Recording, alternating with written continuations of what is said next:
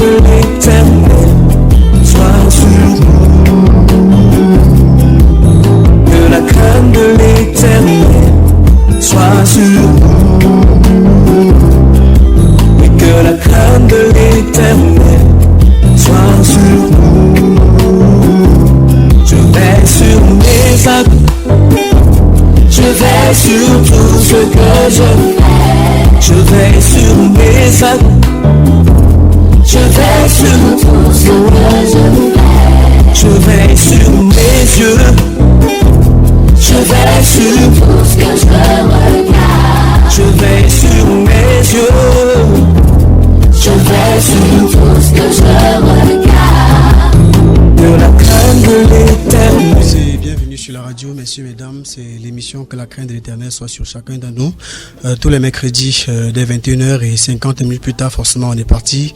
Et je rappelle que c'est un programme interactif dont vous pouvez interagir au travers du 651 11 63 55, 656 06 19 36 pour les SMS et 691 60 02 84, 671 34 54 14 pour les appels directs. C'est un programme d'évangélisation.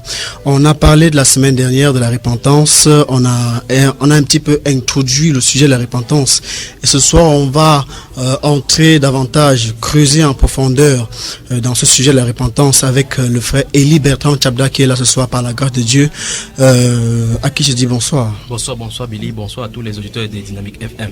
Et bienvenue sur la radio. Merci. Je vous remercie pour votre présence et ce soir on va davantage creuser la repentance. Okay. On a parlé la semaine dernière de la repentance, on a un petit peu introduit. Et ce soir par la grâce de Dieu, je pense qu'on va parler de la repentance plutôt en milieu chrétien. Absolument. Et il faut aussi rappeler le pourquoi. On fait un feedback par rapport à ce que nous avons vu la dernière fois. La dernière fois nous avons lu Actes des Apôtres chapitre 17. Et le verset 26 nous a introduit particulièrement le fait qu'on a vu que les êtres humains vivaient sur la terre comme s'il n'y avait quoi que ce soit à voir avec Dieu. Et nous avons vu dans ce verset 26 la partie C et la partie B que Dieu a fixé les temps et les bornes de chacun de nous. Et au verset 30 dont l'apôtre Paul dit Dieu donc sans tenir compte des temps d'ignorance appelle quelques hommes en quelques lieux que ce soit qu'ils aient assez repenti. On a donc vu que les êtres humains ont assez repenti. Et donc là nous avons vu que en réalité, pour ceux qui annoncent la repentance devraient d'abord se repentir. Et je crois que c'est sûr que ça a dû troubler certaines personnes par rapport à cela, parce que nous avions parlé de la banderole qu'on voit dans la vie de Douala, là où on a écrit Repent Now. On comprend que les êtres humains ont assez repenti. Et nous avons vu que ceux qui ont mis la banderole, il faut qu'ils examinent d'abord s'ils ont besoin de repentance. C'est là où nous avons chuté la dernière fois. Et j'aimerais bien mettre l'accent là-dessus pour que les gens puissent comprendre la profondeur de ce message. Donc là, maintenant, commençons là. Auditeurs des radios Dynamique FM, commençons dans Matthieu chapitre Matthieu. Je rappelle avant tout que l'objectif de cette émission c'est de faire connaître au peuple ses iniquités afin qu'il s'en détourne et aussi de renverser les forteresses, les raisonnements et toute hauteur qui s'élève contre la connaissance de Dieu et emmener toute pensée captive à l'obéissance de Christ. Qu'il en soit vraiment ainsi. La Bible déclare, je suis dans auditeur, bonsoir encore pour tous ceux qui nous écoutent dans tous les lieux que ce soit. Matthieu chapitre 5, je vais lire à partir du verset 13 et jusqu'à 16. La Bible déclare, vous êtes, c'est le Seigneur Jésus qui s'adresse ici ainsi aux chrétiens. Il dit, vous êtes le sel de la terre. La terminologie, le thème qui nous intéresse, c'est le sel de la terre. Mais si le sel perd sa saveur, avec quoi la lui rendra-t-on? Il ne sert plus qu'à être jeté dehors et foulé aux pieds par les hommes. Et nous savons très bien que le Seigneur Jésus est en train de s'adresser comme ça aux siens. Il dit que si cette sel, nous sommes censés saler la terre. Ça veut dire quoi? Le sel a pour propriété, lorsqu'on met sur la viande, d'arrêter la pourriture. Donc Jésus-Christ veut nous faire comprendre ici que le monde est en pleine décadence. Et c'est ceux donc c'est les siens dans le monde qui doivent amener la lumière, la restauration dans ce domaine-là. Mais là, il est en train de dire quelque chose par ricochet, en train de dire que si ces chrétiens-là ne font pas leur rôle, c'est que ça ne servirait plus à rien. Maintenant, verset 14, il dit, vous êtes, c'est toujours les mêmes personnes qui sont en train de donner des attributs. Il a donné les attributs du sel. Il dit, vous êtes la lumière du monde. Une ville située sur une montagne ne peut être cachée. D'accord. Le seul verset, on peut passer 2 semaines ici, on n'a pas même pas fini. Pourquoi? Parce qu'il dit, les chrétiens sont la lumière du monde. Et nous voyons très bien dans les dénominations aujourd'hui, on se réclame de cela. Il y a des acteurs politiques, enfin, des acteurs religieux qui passent le temps à faire des discours où on doit répéter la confession en disant, je suis le sel de la terre, je suis la lumière du monde. Mais on ne comprend pas l'implication. Donc, on amène les gens en quelque sorte à confesser quelque chose dont ils n'ont pas connaissance. Dont ils n'ont pas connaissance. C'est pour cela que ce soit par la grâce du Seigneur, nous devons entrer en profondeur dans ces choses pour que les gens qui sont censé être la lumière du monde ou le sel de la terre puisse comprendre ce qu'il en est. Prenons un exemple simple. On va prendre les deux propriétés qui ont été données là-bas. Il y a le sel et puis il y a la lumière. La lumière, le sel n'a jamais réclamé qu'elle est sel. Il passe seulement sur la viande et on constate les dégâts que ça cause à la pourriture. La lumière n'a jamais réclamé qu'elle est lumière. Si quelqu'un m'écoute ce soir, qu'il essaie de voir dans sa maison, s'il a allumé l'ampoule un jour, une ampoule a dit je suis la lumière, je m'allume. Donc la lumière ne confesse pas qu'elle est lumière, la lumière éclaire et on constate. C'est ce que le Seigneur Jésus dit ici dans le verset 14, vous êtes la lumière, c'est un état, ce n'est pas une confession, on ne confesse pas pour l'avoir. Si tu es chrétien, alors tu l'es. Il dit vous êtes la lumière du monde. Une ville située sur une montagne ne peut être cachée, c'est aussi simple que possible. La ville qui est sur la montagne ne dit pas que je suis sur la montagne. Vous vous tournez, vous voyez cela. Qu'est-ce que le Seigneur veut dire? Le Seigneur veut dire en réalité, si on est chrétien de la bonne manière, on va constater nos bonnes œuvres. On va constater notre différence, la différence de notre vie en fonction de la pourriture qui est là-bas. Pendant qu'on je suis en train de parler là, un verset me vient à l'esprit. Permettez-moi aux auditeurs de Dynamique FM d'aller dans ce verset avant de revenir ici. Donc, avant tout, j'aimerais rappeler les contacts. Je rappelle que l'émission est interactive, donc vous pouvez à tout moment faire parvenir vos SMS au travers du 651 11 63 55 6 56 06 19 et appel direct au 6 91 60 02 84 6 71 34 54 14. Voilà. Donc, avant, j'ai tenté d'expliquer le verset 13 et 14 de Matthieu chapitre 5. Avant, le Saint-Esprit m'envoie dans le livre de Philippiens chapitre 2. Je vais lire le verset 14 et suivant et pour qu'on comprenne la gravité de la situation. La Bible déclare, faites toutes choses sans murmure ni hésitation. Il dit, verset 15, bien-aimés dans le monde entier, vous tous qui m'écoutez sur Dynamique FM, je parle des Philippiens chapitre 2. Verset 14 à 15, je suis obligé de répéter comme ça parce qu'il y a une auditrice, la chanteur, qui a dit la dernière fois que je vais trop vite. Mais il faut que tous ceux qui m'écoutent à la maison comprennent que ce n'est pas c'est dans le souci d'aller vite pour qu'on puisse comprendre les choses. Donc, faites toutes choses, verset 14 de Philippiens chapitre 2, sans murmure ni hésitation, afin que vous soyez irréprochables et purs. Nous commençons à voir les terminologies qui sont appliquées à ceux qui sont appelés celles de la terre. Il y a irréprochable, pur. Après, il dit des enfants de Dieu irrépréhensibles au milieu d'une génération perverse et corrompue.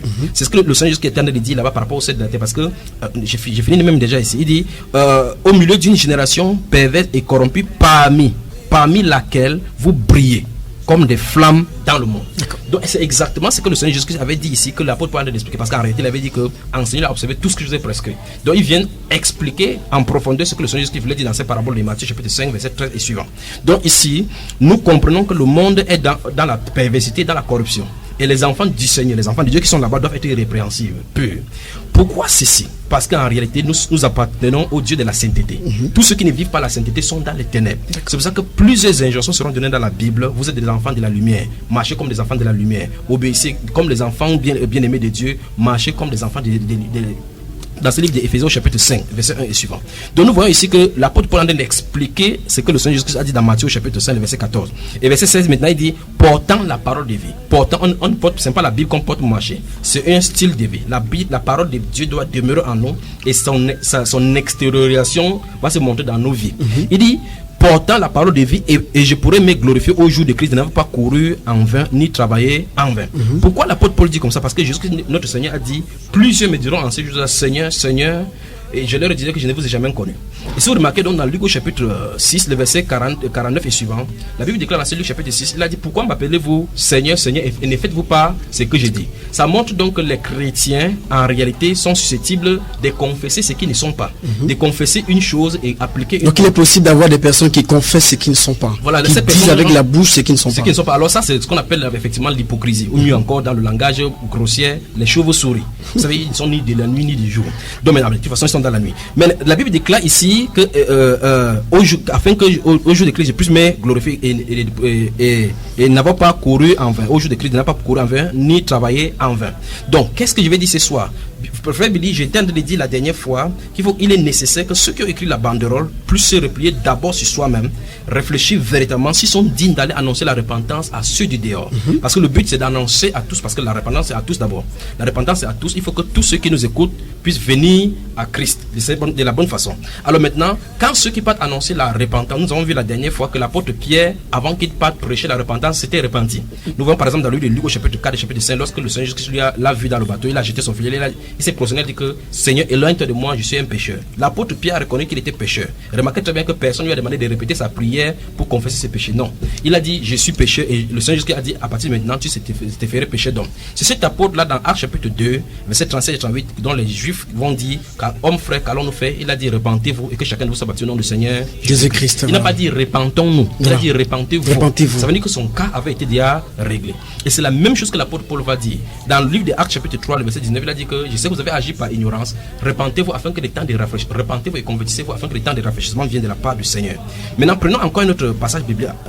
Yvon, juste avant qu'on ne prenne ce passage, je rappelle que l'émission est interactive, donc envoyez vos messages au travers du 651 11 63 55 656 06 19 36. Bonsoir à Chantal de Bonamessadi qui dit qu'elle est à l'écoute de l'émission. Que le Seigneur la bénisse. Donc Chantal, j'espère qu'aujourd'hui je ne vais pas assez vite. Que Dieu te bénisse alors que tu es en train d'écouter ce soir. Donc je reviens maintenant dans Matthieu chapitre 5, bien aimé. Ici le verset, nous sommes au verset 14 où la Bible déclare: vous êtes la lumière du monde. Une ville située sur une montagne ne peut être cachée. Vous voyez les chrétiens aujourd'hui, d'autres marchent avec les habits avec my life to Jesus. Il y a des sigles sur les maisons. Vous voyez par exemple I'm covered with the blood of Jesus. C'était l'enseigne que la vie chrétienne qui devait être l'extériorisation de la vie de Christ en nous est devenue maintenant extérieure. Donc les gens utilisent les gadgets chrétiens. Donc le nom de Jésus est devenu comme les symboles mondains où on utilise par exemple des autres choses. Enfin, je ne veux pas citer le nom, c'est pas. Les fruits sont pas écrits ou par une manifestation. C'est la manifestation parce que l'amour n'est pas écrit inscriptible sur un papier. C'est-à-dire que ce n'est pas le fait d'écrire sur papier, c'est la manifestation. Remarquons que dans le livre des Philippiens que j'ai lu tout à l'heure, il a commencé par faire toutes choses sans murmure ni hésitation, sans murmure. Si on est chrétien, on accueille les gens par exemple à la maison et les gens sont chez nous, on murmure. Les pasteurs sont graves dans ces cas-ci. Les pasteurs peuvent accueillir les agents des fidèles, mais ils ne peuvent pas accueillir les fidèles dans leur salon. Il y a peu de fidèles qui connaissent même la maison de leur pasteur, qui connaissent même le salon de leur pasteur. Ils les accueillent dehors, mais leur dîme entre à la maison et leur offrande. Je crois qu'on va toucher toutes ces choses-là lorsqu'on va y revenir. Mais ce qui veut dire, c'est que quoi? C'est que la lumière ne chante pas qu'elle est lumière, le ciel ne chante pas qu'il est seul, la lumière nous éclaire. Quand vous appuyez sur l'interrupteur en entrant à la maison, il y a l'obscurité disparaît automatiquement. Vous constatez seulement que la lumière est en train de briller. Mais qu'est-ce qu'on voit dans les dénominations aujourd'hui? On passe le temps à demander aux chrétiens de répéter que je suis la lumière du monde, je suis le sel de la terre. Et cette personne n'a même pas encore salé son environnement, même sa propre vie. C'est pour cela que je suis en train de dire il faut qu'on axe la repentance. Il faut que les chrétiens comprennent la nécessité qu'eux ils vivent dans la sanctification. Donc il faut la repentance. On va prendre, je continue ici, je vais finir le verset 15 avant d'avancer. Verset 15 dit: et on n'allume pas une lampe pour la mettre sous le boisseau, mais on la met sur le chandelier et elle éclaire tous ceux qui sont dans la maison. Maintenant, voici les chrétiens qui se disent lumière du monde, ils n'ont jamais éclairé personne. Et la preuve en est qu'ils quittent des dénominations en dénomination pour montrer qu'il y a encore des flous. Ils quittent quelque part où on confesse, quelque part où on ne paie pas les dîmes, quelque part où on ne porte pas telle ou telle chose embrouillée. C'est dans cet embrouille-ci qu'ils sont en train de dire Dieu appelle d'abord les chrétiens à la repentance. Est-ce qu'il est possible d'être chrétien et ne pas éclairer le monde? En fait, si on était, c'est-à-dire que la terminologie christique du 19 et du 21e siècle, cette chrétienté importée des États-Unis, nous a amené notre terminologie de chrétien aujourd'hui de tel instant qu'il va falloir encore redonner la définition du vrai chrétien d'après la Bible. C'est pour cela qu'aujourd'hui chacun s'est tarde d'être chrétien. Il y a les chrétiens par naissance ici aujourd'hui, il y a des chrétiens par tradition. Quelqu'un vous dit je suis dans telle famille, j'appartiens à telle dénomination, notre génération en génération nous y avons été. Et vous regardez dans la Bible, il n'y a rien de cela. Donc toute personne peut se réclamer. Aujourd'hui par exemple on dit que la France est un pays chrétien, l'Amérique c'est un pays chrétien qui vote la loi pour l'homosexualité. Vous voyez très bien, n'est-ce pas? Alors que ce sont les choses contraires à la Bible. Un pays chrétien où ceux qui dirigent sont dans la rose croix. Donc vous voyez très bien que cette terminologie-là a été bafouée. Alors maintenant c'est le moment, il faut qu'on revienne. Alors donc en réalité, pour répondre à la question, les vrais chrétiens d'après la Bible, si on est chrétien d'après la Bible, on doit éclairer. Comment se fait-on qu'on soit chrétien? Comment reconnaître un chrétien donc d'après la Bible? C'est juste qu'il nous a donné la façon de le reconnaître. Il a dit que c'est à leur fruit. Par exemple, nous voici dans Matthieu chapitre 5, il a dit en fait, on doit saler. Par exemple, dans ce même Matthieu, il va dire au verset 8, il a dit heureux ceux qui ont le cœur pur car ils verront Dieu. Là-bas verset 9 dit heureux ceux qui procurent la paix car ils seront appelés fils de Dieu. Nous voyons dans certaines parties du monde des enfants de Dieu qui vont sur dans la rue pour défiler. Par exemple dans l'état de Jos au Nigeria, lorsqu'il y a le combat entre les Boko Haram et le membre de la chrétienté, vous voyez très bien comment les chrétiens aussi descendent pour aller brûler les mosquées. Ce qui n'est pas normal. Les chrétiens ne sont pas violents parce qu'ils disent que votre douceur soit connue de tous. Parce qu'on se comprend. Pourquoi? Parce que ça dépend de l'enseignement qu'ils ont reçu, la façon qu'ils ont grandi dans le Seigneur. Donc il faut que l'heure arrive où le vrai enseignement du Seigneur soit en train de sortir. Et c'est le temps pour retourner. Vous parlez de Boko Haram et chrétiens. Est-ce qu'il est possible d'avoir un vrai chrétien combattre contre Boko Haram? Ce n'est pas possible. Parce que Jésus nous a donné, c'est dans ses principes à lui. Il a dit que priez pour vos ennemis. Lorsqu'on vous gifle sur un jour, tendez l'autre jour. Donc les chrétiens ne ripostent pas d'attaque en attaque. Les vrais chrétiens, comme le Seigneur Jésus l'a dit, lorsqu'on a attaqué le Seigneur Jésus, qu'est-ce qu'il a dit? Il a dit que ne pensez-vous pas que je sois capable d'appeler mon Père pour qu'il envoie 72 000 anges ici. Donc il pouvait le faire, mais il ne l'a pas fait. Il s'est laissé briser parce que l'amour était manifesté. Lorsqu'on manifeste dans l'amour, on n'a pas besoin de riposter par rapport à quoi que ce soit, par rapport à aucune attaque. Parce qu'en réalité, on sait très bien, et c'est le principe chrétien, que les chrétiens sont sur la terre, dans le monde, mais ne sont pas du monde. Ça, c'est un. Des deux, la lutte des chrétiens, ce n'est pas contre la chair, c'est contre les puissances ténébreuses, comme Ephésiens chapitre 6 le dit. Donc je continue ici, verset 16, il dit que votre lumière, c'est une injonction ici, il dit que votre lumière luise ainsi, c'est une injonction, que votre lumière luise ainsi devant les hommes, afin qu'ils voient vos bonnes œuvres et qu'ils glorifient votre Père qui est dans les cieux. Donc ça veut dire que c'est notre comportement, notre vie quotidienne qui va témoigner du fait que nous sommes chrétiens. On va voir la différence que nous sommes chrétiens. Par exemple, nous voyons aujourd'hui ce qu'on reproche au monde, la pornographie, la fornication, la masturbation, le vol, les détournements, les mensonges et tout ça. Les mensonges et tout. Tous ces vices-là que la Bible dénonce, c'est tout un milieu chrétien. L'habillement indécent aussi. Indécent. Nous allons voir toutes ces choses. Nous voyons effectivement les pasteurs aujourd'hui qui couchent avec des femmes d'autrui, des pasteurs qui divisent des familles, des pasteurs qui vivent dans l'adultère. Il y a des pasteurs, même dans cette ville-ci, qui vivent actuellement, alors que je suis en train de parler, avec des femmes d'autrui. Ce qui n'est pas normal. Ce qui n'est pas normal d'après la Bible. D'après la Bible. En fait, il est indigne d'être appelé pasteur parce que le pasteur doit être le modèle du troupeau d'après la Bible. Il doit conduire les gens dans la bergerie, dans les vrais pâturages pour leur donner la nourriture. Mais ils ont l'habitude de citer ce passage qui dit que c'est Jésus qui l'a dit que faites ce qu'il vous dit mais ne faites pas ce qu'ils font. Alors maintenant, remarquez très bien, si vous regardez ces passages-là, il ne dit pas par rapport aux chrétiens. Il est en train de parler des juifs, dans le contexte juif, il est en train de parler des pharisiens qui apprenaient les choses de la loi. Par rapport au Nouveau Testament, ce qui concerne les chrétiens, il n'est jamais de tels versets comme ça. La Bible déclare, par exemple, dans le livre de 1 Pierre au chapitre 5, à partir du verset 1, la Bible déclare que voici les exhortations que j'adresse aux anciens qui sont parmi vous. Les anciens sont les dirigeants de l'assemblée. Il dit voici les exhortations que j'adresse aux anciens qui sont parmi vous, moi, anciens comme eux, témoins de la souffrance de Christ. Percez le troupeau de Christ qui vous a été échu en partage, non comme dominant, mais comme étant le modèle du troupeau. Donc les bergers sont les modèles du troupeau. Donc quand on cite ces passages en disant que faites ce que je dis, faites pas ce que je dis, ce n'est pas le contraire, à moins que la personne soit juive et un pharisien. C'est qu'il comprend là qu'il est pharisien. Dans le Nouveau Testament, le Saint-Esprit veut dire de révéler la volonté parfaite de Dieu. Bien plus, lorsque Christ, la parole de Dieu est plantée en nous, le Saint-Esprit vient et illumine notre cœur. Nous commençons à comprendre les desseins de Dieu. Le Saint-Esprit nous aide dans cette marche-là à marcher dans la sainteté et dans la vérité du Seigneur. Donc il n'est pas de telles choses dans le village. Donc si on comprend bien, à chaque fois qu'on va tomber sur un pasteur ou un serviteur de Dieu qui dit faites ce que je vous dis et ne faites pas ce que je fais, qu'est-ce qu'il faudra faire à l'égard de cette personne? C'est un lourd ravisseur. C'est comme si vous pouvez dire à un miroir que ne montre pas ce que je dis, mais montre ce que je vais voir. C'est pas possible. Le miroir montre le reflet de ce que tu lui présentes. Or, lorsque nous sommes des conducteurs, nous sommes censés passer par le modèle. Prenez un exemple. Merci Père.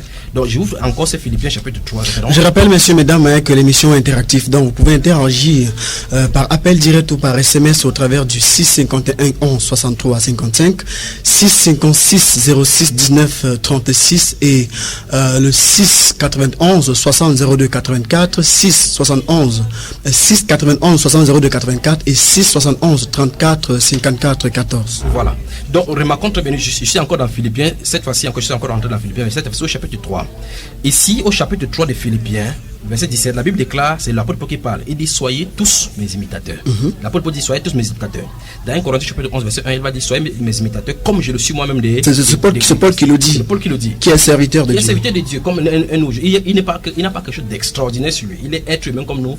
Il était environné par les tentations comme nous avons aujourd'hui, de la même façon. Mais il dit, soyez tous mes imitateurs. Et il ne dit pas cela. Il dit, soyez tous mes imitateurs, frères. Et portez les regards sur ceux qui marchent selon le modèle que vous avez en nous. Donc ça veut dire que si les chrétiens quittent leur regard de la Bible, de Jésus, de l'apôtre Paul et de tous les serviteurs qui marchent comme l'apôtre Paul, en se défocalisant de Dieu pour aller vers quelque part, ils vont eux-mêmes à la dérive. Parce que l'apôtre Paul dit ici que les chrétiens, il a dit tous, soyez tous mes imitateurs. Donc ça veut dire que si quelqu'un a un modèle où tu veux marcher comme Dieu veut, lui être entièrement agréable, marche comme Paul a marché. Dans le livre de 1 Corinthiens, il dit par exemple que de Dieu de paix soit avec vous, il donne les injonctions en disant que paix et miséricorde sur tous ceux qui suivront ces règles-là. Il dit, si vous demeurez dans cet évangile que vous avez prêché, le Dieu de paix sera avec vous. Et ben, après il dit, verset 18, il dit que car il en est plusieurs qui marchent en ennemi de la croix de Christ. Je vous en ai souvent parlé et j'en parle maintenant encore en pleurant. Donc nous voyons très bien qu'il y a effectivement deux groupes, ceux qui vont annoncer Christ, mais il y aura seulement l'inimitié. Comme tu as bien souligné, ils vont dire fais ce que je dis mais ne fais pas ce que je fais. Or lui-même n'est pas encore dans la vérité. Dans 2 Pierre chapitre 2 verset 19 et suivant dit, ils promettent aux gens la liberté alors qu'eux-mêmes ils sont captifs. Donc ces gens de pasteurs, il leur faut la délivrance parce qu'il faut quitter l'état de ce qui les empêche de vivre ce qu'ils sont en train de prêcher. Voilà. Donc en revenant ici dans le livre de Matthieu chapitre 5 où nous avons commencé, il dit que votre lumière luise devant les Quand hommes. vous parlez de délivrance, c'est quel type de délivrance? La Bible déclare par exemple que il y a deux styles de délivrance. Donc quand il parle dans ce cas-ci, il y a des pasteurs qui sont possédés littéralement. Littéralement. Il y a des pasteurs qui utilisent la magie blanche et la magie rouge pour exercer les miracles, la magie des miracles qu'on voit aujourd'hui, et qui utilisent la Bible en tordant, on met seulement la Bible en facette. Ceci, il faut qu'il soit délocalisé. En fait, il faut que je sois clair. Il y a deux styles de serviteurs. Il y a les serviteurs de Dieu et les serviteurs du diable déguisés en apôtres de Christ. Maintenant, ceux qui sont faux ne peuvent pas devenir vrais. Mais là, il y a ceux du camp de Dieu qui peuvent être séduits, comme le livre de dans le psaume 73 dit, Asaph avait vu comment les gens vivaient dans le feu. Il a voulu se détourner. C'est un prophète. Il a voulu se détourner jusqu'à ce que Dieu lui a donné la révélation pour voir le sort final des méchants. Donc, il y a les vrais serviteurs du Seigneur qui sont appelés, qui peuvent être détournés par suite des différentes choses qu'on voit, différents paramètres. C'est à ceux-ci qu'on dit qu'il faut la délivrance. Donc la délivrance vient sur deux niveaux. S'ils ont contacté un esprit, il faut chasser cet esprit. Et la Bible déclare que la vraie délivrance, c'est lorsqu'on connaît la vérité. Je pense qu'on pourra consacrer une émission à cette thématique de délivrance. Et là, maintenant, on va voir maintenant quelle dérive ça a apporté dans les foyers, en discordant les foyers. Donc je finis ici au verset 16 de Matthieu chapitre 5, il dit que votre lumière luise ainsi devant les hommes. Donc ça veut dire que Dieu s'attend à ce que les chrétiens aient devant les hommes un style de vie. Et la Bible déclare que ce n'est pas pour que ça soit ténébreux, il dit que ça soit luminante. Il dit que votre lumière luise ainsi devant les hommes. Donc on doit voir clairement qu'il y a chrétiens. Aujourd'hui, vous voyez très bien que les chrétiens, quand ils composent, ils trichent, ils disent que Dieu va comprendre. D'autres disent qu'ils peuvent pécher un peu, aller demander pardon à Dieu, Dieu va toujours pardonner. Pourtant, on veut être irrépréhensible. Ouais, par exemple, les gens sont à l'école, par exemple, ils trichent. Quand tu triches avec tes amis, demain tu peux prêcher la Bible parce que le jour qu'ils connaissent la vérité, toi tu étais chrétien, tu fais comme moi. Est-ce que vous comprenez? Si vous allez en boîte de nuit avec les autres, le jour qu'il va voir ce que la Bible déclare, que n'ayez pas avec les infidèles sur un jour utilisé, il va te poser la question, tu auras la bouche fermée. Donc il y a vraiment une nette séparation. Je crois que le moment viendra au fur et à mesure qu'on va parler, on va parler de cette séparation, la nécessité de la séparation. Chaque fois que Dieu appelle quelqu'un à lui, il les met à part. Ça, la sainteté. Dieu est un séparatiste. Donc quand il sépare, il veut les gens pour lui-même. Il ne partage pas sa gloire avec personne. Donc maintenant, je vais ouvrir Matthieu chapitre 7 et lire les versets 3 et 5 là, rapidement, avant d'entrer dans les profondeurs là maintenant. Matthieu chapitre 5, 7 maintenant, versets 3 et 5. Pourquoi vois-tu la paille qui est dans l'œil de ton frère et n'aperçois-tu pas la poutre qui est dans ton œil? Ou comment peux-tu dire à ton frère, laisse-moi ôter une paille de ton œil, toi qui as une poutre dans le tien? Hypocrite. Ôte premièrement la poutre de ton œil et alors tu verras comment ôter la paille de l'œil de ton frère. Voilà ce que le Seigneur Jésus dit. Comment peut-il dire à quelqu'un au verset, il va commencer à dire ne jugez point afin que nous soyons jugés. Et vous remarquez très bien lorsqu'on parle dans ce monde, le monde dit que ne jugez point. Ici c'est verset. Or, le verset suivant dit clairement que pourquoi vois-tu la paille qui est dans l'œil de ton voisin alors que de ton frère, alors que tu as la poutre dans ton œil. Donc le Seigneur Jésus est en train de nous mettre en garde sur quelque chose. Ne va pas prêcher la repentance à quelqu'un. Parce que ça se prononce un jugement. Ne pas prononcer la repentance à quelqu'un alors que toi-même tu vis dans la même chose.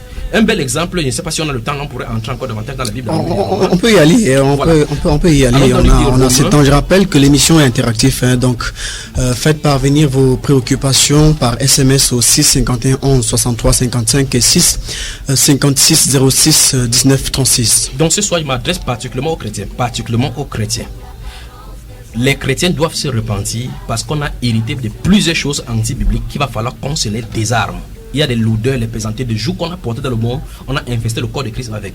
Et voici pour la petite histoire, vous allez remarquer que la Bible déclare que nous sommes édifiés sur le fondement des apôtres et des prophètes et Jésus étant la pierre angulaire. C'est ce que la Bible déclare dans Éphésiens chapitre 2, verset 20 et suivant. Actes chapitre 2 nous montre clairement comment le Saint-Esprit marchait au travers de l'Église. Dans Éphésiens chapitre 2, le verset 4, la Bible déclare que c'est le témoignage que nous avons reçu par ceux qui ont prêché l'évangile, le Saint-Esprit, Dieu accomplissant les produits, les miracles, par les différents dons du Saint-Esprit envoyés du ciel, n'est-ce pas? La question se pose aujourd'hui. Pourquoi il n'y a plus de manifestations du Seigneur comme ça? Parce qu'on a dilué sa parole. On a pris des ajouts humains comme Marc chapitre 7 le dit, verset 1 à 9. On a pris des traditions dont on a mis à la place de la parole de Dieu. Et ça semble être mélancolique, ça semble être bien. Et personne ne voit du mal à cela. Voici pourquoi le Seigneur veut qu'on demeure seulement à sa parole. Si vous lisez dans la Bible, dans le livre des Nombres, quand les 12 espions sont allés pour explorer le pays, Dieu leur avait demandé que ce pays est pourvu. Il n'a jamais dit que dans ce pays il y avait les enfants d'Anak. Mais quand ils sont rentrés 10 personnes donnaient un autre rapport. Les deux autres, Josué et Caleb, qui avaient été là-bas, on dit qu'on va entrer prendre ce pays ici. Et Dieu a dit qu'ils ont marché droitement sans aller ni à gauche ni à droite. Donc avant que je ne continue, là, il y a quoi on a un message, on a une question de Chantal de Bonamou Sadi qui dit bonsoir. Quelle est la différence entre chrétiens de dimanche et chrétiens pratiquants, comme on dit généralement au quartier? Voilà. Dans son discours, il y a directement la différence. La différence, c'est que l'autre est pratiquant, l'autre va seulement les dimanches. Et bien plus encore, vous voyez, c'est exactement ce que je suis en train de dire, parce que le fait de limiter les cultes en des jours précis, en des dates de jours précis, on fait le temps que vous pouvez voir les gens sont chrétiens dimanche, seulement comme il est en train de dire là. Alors que normalement, vous remarquez très bien dans Romains chapitre 12, verset 1, il a dit: je vous exhorte bien aimés à offrir vos corps comme un sacrifice vivant. On n'a pas donné des lieux ou des jours pour cela. Il dit ce qui est saint, agréable à Dieu, ce qui sera pour de votre part un culte raisonnable. Il n'a pas dit que c'est en allant à l'église un jour, 2 jours, 3 jours qui sera votre culte. Ça veut dire que comme nous sommes en train de voir ici depuis, c'est notre œuvre, nos bonnes œuvres doivent lire devant les gens. Devant les hommes. Il n'y a pas un moment où on est chrétien, un moment donné où on n'est pas chrétien. D'accord. Vous voyez, en fait, on est chrétien avec tout ce qu'on possède. Tes cheveux, la sueur, les habits sont chrétiens. C'est pour ça qu'il faut toucher toutes ces choses-ci. Vous allez voir quelqu'un qui va finir d'aller à l'église, comme on dit, en utilisant la terminologie là, rentrer, faire le business, commencer à frapper les gens. Quand il parle de frapper, c'est frapper comme on a dit qu'il peut faire la fraude. Quelqu'un vend la tomate par exemple, ou bien les beignets. Vous voyez les chrétiens qui font des beignets. Elle vient le matin, elle chauffe ce qui est resté. Vous lui demandez est-ce que c'est le beignet de choses. Il dit oui, parce qu'il ne veut pas perdre pour ce qui est dit. Or, la Bible déclare dans 1 Thessaloniciens, chapitre 4, verset 6 et 8, que personne ne se livre à de fraude dans des affaires, parce que Dieu tige dans ces choses-là. Qu'est-ce que les chrétiens du dimanche disent? Ils disent que du business sur le business, Dieu n'est pas dedans. Or, quand tu es chrétien avec tout ce qui t'appartient, même la respiration. Donc ce qui veut faire comprendre à Chantal, c'est que les chrétiens du dimanche n'ont pas de place dans la Bible. Les chrétiens, c'est ceux-là donc qui seront suppliés au jour où le Seigneur va dire: vous m'appelez Seigneur, vous ne faites pas ce que j'ai dit. Donc comme elle a dit, les chrétiens pratiquants, ce sont ceux qui, il dit dans ce volet suivant, il dit: ceux donc qui entreront, ce sont ceux qui font la volonté de mon Père qui est dans les cieux. Donc il n'y a pas une période fixe pour faire la volonté du Père. C'est pour ça que la chrétienté, c'est une vie. La chrétienté, ce n'est pas un mécanisme, une succession de mécanismes. C'est pas selon un programme établi. Je prends un exemple simple. Tu es un garçon, je suis un garçon, Chantal est une fille. Chantal ne fait pas, il n'y a pas un moment où Chantal est fille, un moment où elle est garçon. Elle est seulement fille et de façon naturelle. Donc ça veut dire qu'elle se comporte comme fille de façon naturelle. À l'instant où elle fait quelque chose de garçon, elle devient efféminée, elle devient un peu masculinisée, et donc ça veut dire qu'il y a quelque chose, il faut la délivrance. De la même façon, si un garçon se comporte en féminin, il y a quelque chose de pervers là-dedans. Donc ça veut dire que quoi? La chrétienté, c'est une vie, c'est Christ, c'est l'expression de la vie de Christ qu'on a reçue en nous. Donc Christ s'extériorise au travers de nous pour qu'on voit comment les enfants du ciel, du royaume du ciel doivent vivre. Donc, j'étais en train de prendre un bel exemple par rapport à ces, puisqu'on a lu Matthieu chapitre 7, verset 3 et 5, et là-bas on a dit qu'il ne faut pas demander à ton voisin d'arrêter, d'enlever la paille dans ton nez alors que tu as la poudre. J'ai dit un bon exemple, c'est d'aller prêcher à quelqu'un la repentance alors que toi-même tu as des choses à faire. Un bel exemple de ce tableau se trouve dans le livre de Romains chapitre 2. À partir du verset 1, la Bible déclare: ô homme, qui que tu sois, toi qui juges, tu es donc inexcusable, car en jugeant les autres, tu te condamnes toi-même. Après dit, puisque toi qui juges, tu fais les mêmes choses. C'est le même thème que le Seigneur Jésus a développé dans Matthieu chapitre 5. Donc il a donné en condensé. Les disciples, les apôtres devaient venir enseigner ça en détail. Parce que le chapitre 7, le verset 1 dit que ne jugez point afin que nous ne soyons point jugés. Maintenant, il ne faut pas comprendre le moment venu, on va enseigner ici comment, à quel moment juger. Parce que 1 Corinthiens dit qu'on doit juger. Maintenant, le verset 2 dit: nous savons en effet que le jugement de Dieu contre ceux qui commettent de telles choses est selon la vérité. Or, on parle de péché ici. Et penses-tu aux hommes qui jugent ceux qui commettent de telles choses et qui les fait, que tu échapperas au jugement de Dieu? Donc c'est pas possible que les chrétiens écrivent: repens-toi. Et par exemple, je prends un exemple simple. Supposons que la personne qui a mis banderole: repens-toi, Cameroun, repentez-vous. Quand il dit repentez-vous, il s'attend à ce que tous les Camerounais se repentent. Ça veut dire qu'il y compris lui. Il ne se rend pas compte. Ça, et quand vous parlez de cette banderole, il y a écrit dessus repens-toi, et juste à côté on a un oiseau blanc.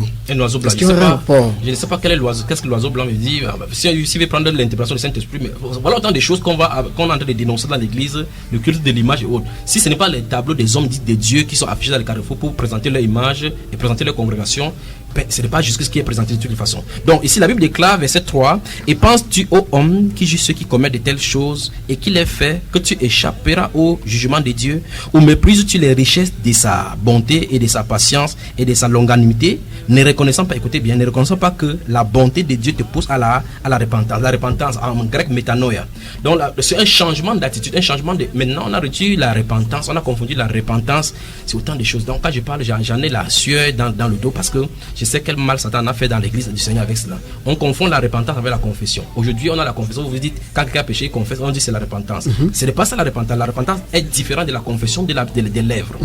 Quand vous lisez le psaume 32, vous pouvez voir ce que David en a dit par rapport à. Et quand on parle de confession, est-ce qu'il est possible de confesser parce qu'il y a un jeune qui veut donner sa vie, qui veut marcher comme Christ demande, et puis on va l'envoyer se confesser chez un soi-disant prêtre. Ce qui n'est pas le cas. Donc, nous voulons ça, c'est que vous posez comme question touche la façon de naître de nouveau. D'accord. Donc ça veut dire que lorsque nous allons voir la nouvelle naissance, nous allons voir la nouvelle naissance d'après la Bible face à ce qu'on fait aujourd'hui. Et c'est l'une des choses encore, puisque l'entrée dans l'église du Seigneur Jésus-Christ est faite par la nouvelle naissance. Et curieusement, c'est la chose la plus mal comprise aujourd'hui. C'est-à-dire que les gens, il y a un mécanisme maintenant qu'on fait des gens naître de nouveau. Par exemple, vous allez entendre sur les radios, les ondes, quelqu'un, après avoir prêché comme ça de prêcher, va dire, si quelqu'un veut donner sa vie à Jésus-Christ maintenant, qui ferme les yeux, il lève la main, il donne sa vie à Jésus.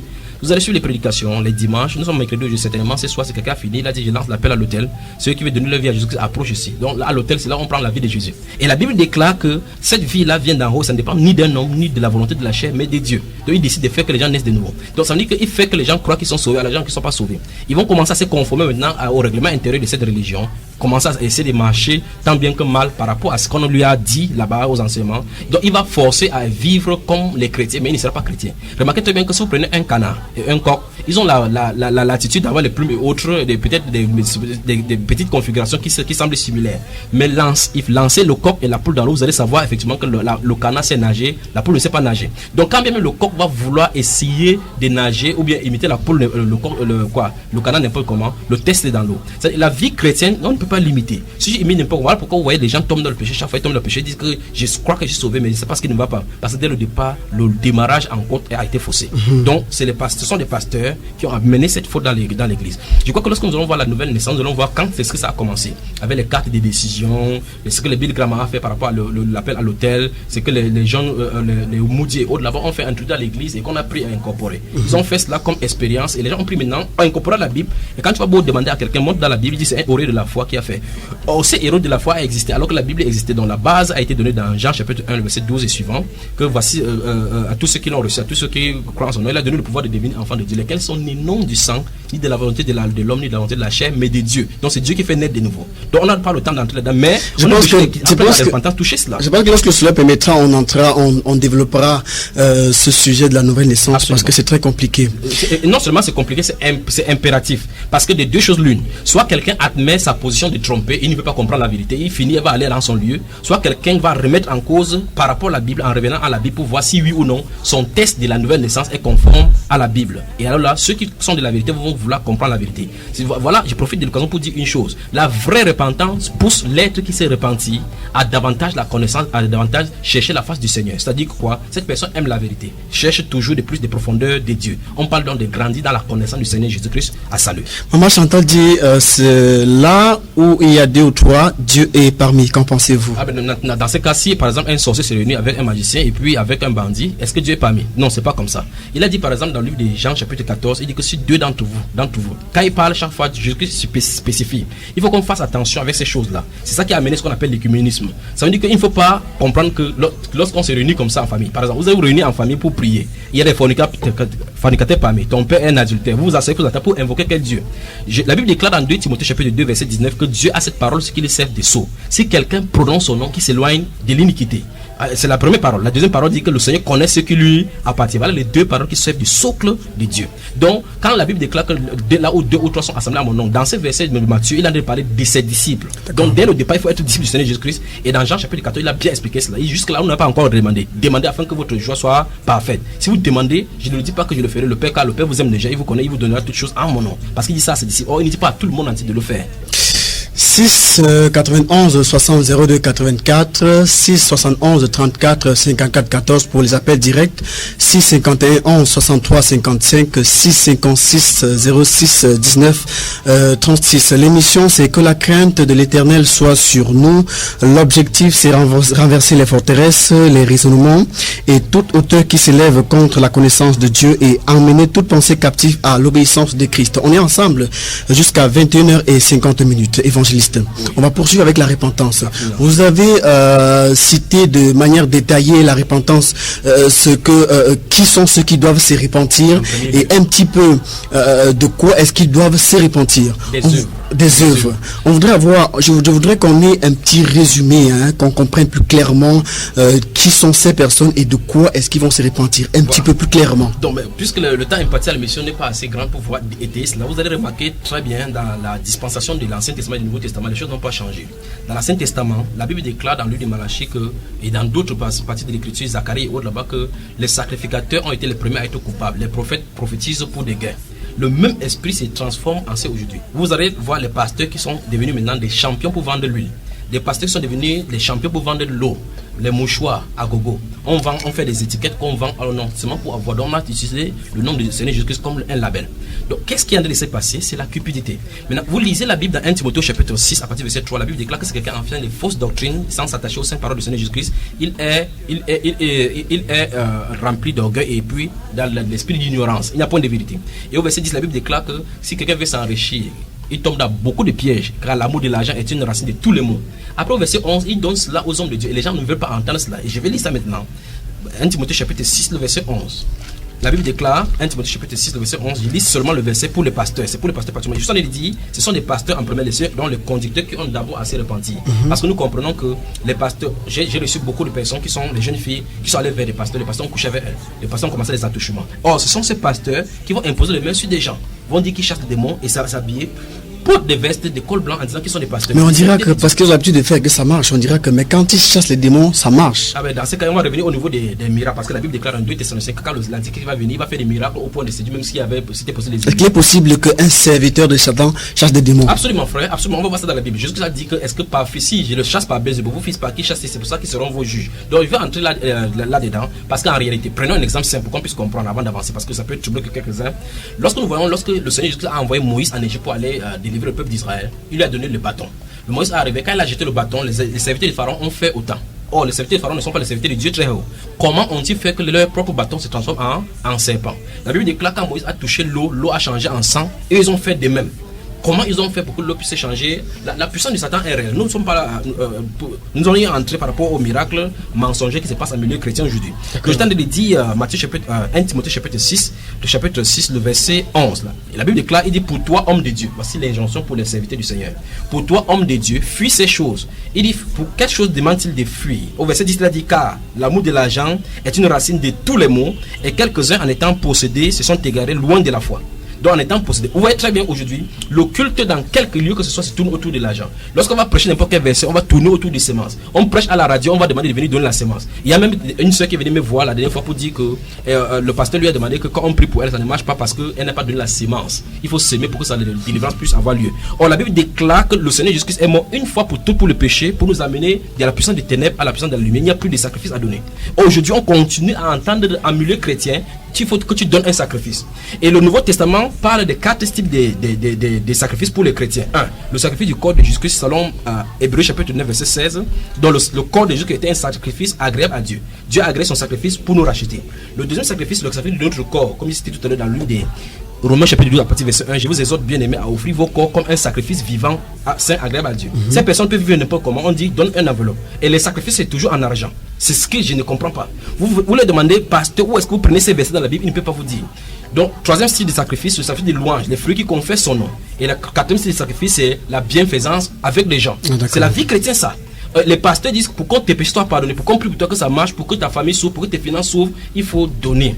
Il faut donner le sacrifice, il faut donner ce qui te fait mal. Donc tu donnes, tu rentres à la maison, tu dois affamer pour que ça te fasse mal. Ce n'est pas la Bible, ce n'est pas ce que Dieu enseigne. La Bible déclare ici, car l'amour de l'argent est une racine de tous les maux, et quelques-uns en étant possédés se sont égarés loin de la foi et se sont jetés eux-mêmes dans bien des tourments. Après il dit, pour toi homme de Dieu, c'est l'apôtre Paul qui s'adresse à Timothée qui est un évangéliste. Il dit, pour toi homme de Dieu, fuis ces choses.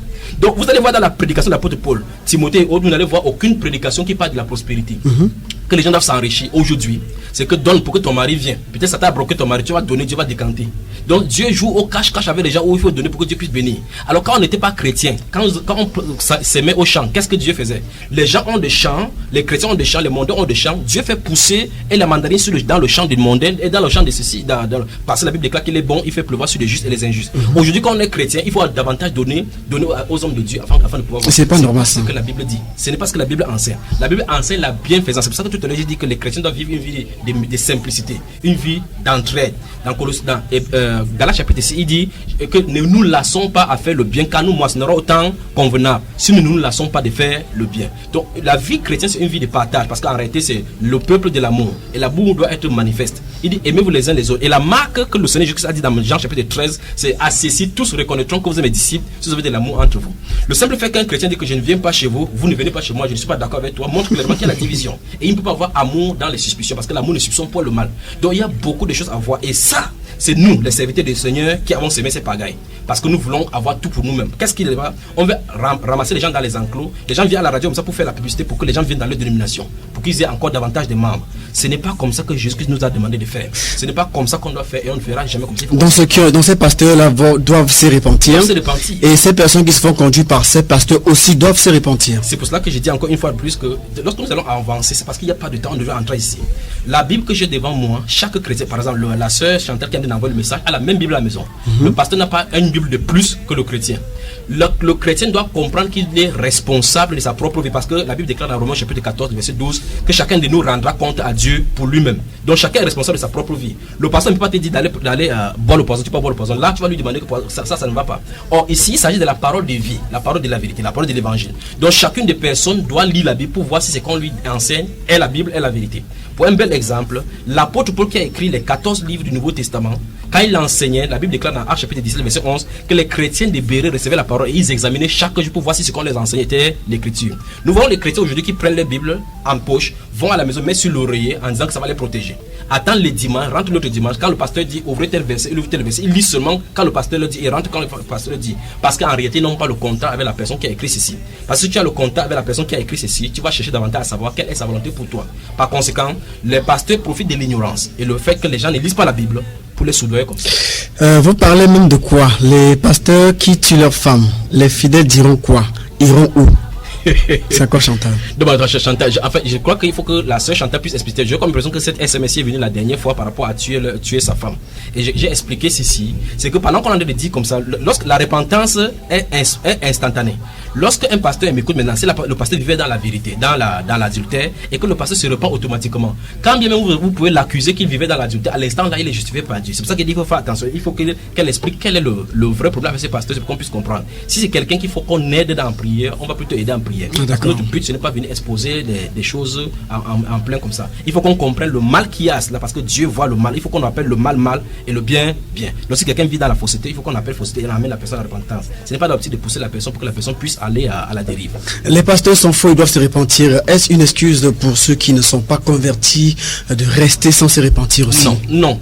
Parce que il t'en a dit tout à l'heure là, par rapport à ceux qui doivent aller annoncer la voie du salut, qu'ils aient assez repenti. Pourquoi? Parce que la Bible nous dit, tu ne peux pas dire à quelqu'un que laisse-moi t'ôter la paix qui est dans ton œil alors que tu as la poudre dans ton œil. Parce que le plus grave, c'est chez les chrétiens. Dans Luc au chapitre 12, le verset 47 et suivant, la Bible déclare que celui qui aura connu la volonté de Dieu et n'aura pas agi en conséquence sera battu d'un grand nombre de coups. Donc, celui qui aura connu, si tu connais quelle est la volonté de Dieu d'après la Bible, tu marches autrement, Dieu va te frapper d'un grand nombre de coups. La Bible continue au verset 48 en disant que mais celui qui n'ayant pas connu a commis des choses qui sont dignes de châtiment sera battu de peu de coups. Donc, en réalité, si on met en point de balance, le chrétien qui lit la Bible, celui qui lit la Bible, qui connaît ce que Dieu veut et qui ne le fait pas, s'il faut peser les frappes, Dieu va beaucoup plus frapper le chrétien. C'est pour cela que j'insiste sur le cas des chrétiens pour qu'ils se répandent véritablement. Maintenant, quelqu'un est en train de m'écouter maintenant qui n'a pas de relation avec le Seigneur, parce que d'autres vivent leur vie, comme je dis la dernière fois, ils vivent leur vie comme Dieu n'était pas là. On peut dire qu'il y a les bouddhistes, il y a les musulmans qui te disent que c'est toi qui est vrai. Je ne suis pas là pour prouver à quelqu'un que c'est vrai, mais je suis là pour dire que le Dieu qui a créé les cieux et la terre appelle que chaque être humain est assez repenti, parce que de tôt ou tard, on viendra lui rendre des comptes. Parce que si les gens pouvaient réfléchir un temps se peu, qu'il est venu dans le monde sans savoir d'où il vient. Dieu a choisi et ton sexe, et ta taille, et ta famille, et l'âge que tu as maintenant, la couleur. Tu n'as pas voulu naître ainsi.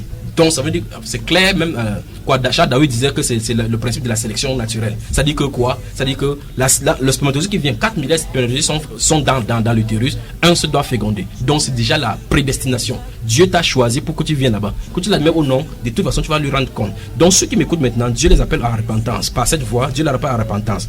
Alors que je suis en train de parler maintenant, il y a des gens qui sont en train de vivre dans l'adultère. Il y a des gens qui m'écoutent dans la radio maintenant qui sont en train de draguer les femmes d'autrui. Il y a des gens qui sont en train de vivre dans la prostitution. Il y a des gens qui se préparent pour aller à la prostitution. Il y a des gens qui sont en train d'aller chez les marabouts. Il y a même les marabouts qui sont de mes côtés maintenant. Il y a des gens qui vivent dans le mensonge, l'adultère, des gens qui ont des films pornographiques chez eux, qui prolifèrent dans l'industrie du sexe et de la boisson. Dieu les appelle à la repentance parce qu'il a fixé un jour, il va juger le monde. Avant qu'on finisse, j'ai une petite préoccupation qui me vient à l'esprit. Est-ce qu'il est possible de mentir pour Dieu? C'est-à-dire que mentir pour Dieu, mentir de où on va parce qu'on va à l'assemblée où il y a les chrétiens. Non, c'est pas possible. En fait, c'est parce que les chrétiens de notre période du 19 et du 20e siècle n'ont pas expérimenté ce que les autres des âges des ténèbres ont expérimenté. Parce que ceux des âges des ténèbres subissaient pour leur foi. Alors, il n'y a pas de témoignage, il n'y a pas de mensonge qui vient de la vérité, ni de l'inverse, ni de la vérité qui vient des mensonges. C'est tout simplement parce qu'on a peur de souffrir pour Christ.